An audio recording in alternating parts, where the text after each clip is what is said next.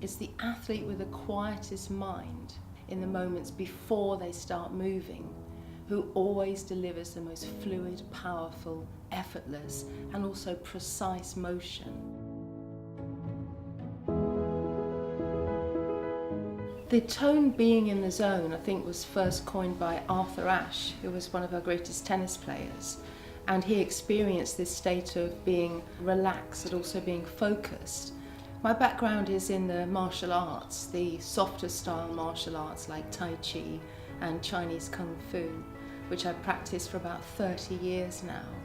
And there is a state which is very similar to that experience of being in the zone. One example would be that the Tai Chi masters of old told us that stillness is the master of motion, and that absolutely matches the things that top athletes and top performers have said about silence. They hear silence before their greatest shots. It's about those moments when the putt, the shot, the dive, the run makes all the difference. All of sport, whether it's a 4-hour golf game or a 3-hour tennis match, it will all come down to 1 or 2 shots. So my training is specifically focused on getting people in the zone and keeping them in the zone when they're under that enormous pressure.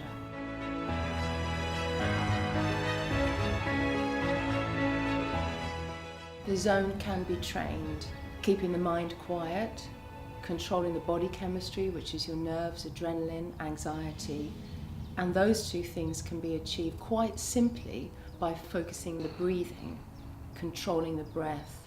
Deep breathing and awareness of breath absolutely has to be trained. If you shallow breathe when you're about to putt for the championship, it's counterproductive completely, because shallow breathing gets adrenaline, cortisone, all the stress hormones going around the body.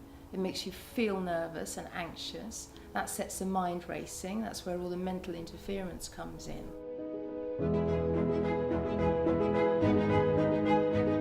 I try to help athletes and performers recreate what I call the right conditions in themselves. The quiet mind, the deep breathing, a focused relaxation. If somebody's anxious, it will reduce anxiety. If somebody thinks too much, it will help them control mental interference. Psychologists help their golfers to visualize and also to stay in the present. Now, my techniques really take those things and help golfers to train them.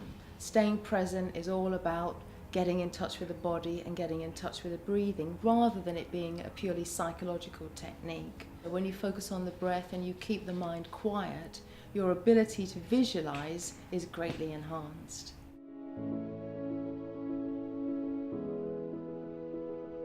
Now, it's a great Tom Watson who once said when he learned how to breathe, he learned how to win. All the people that I've worked with who practice the principles that I teach get better at what they're doing, especially when they're under pressure.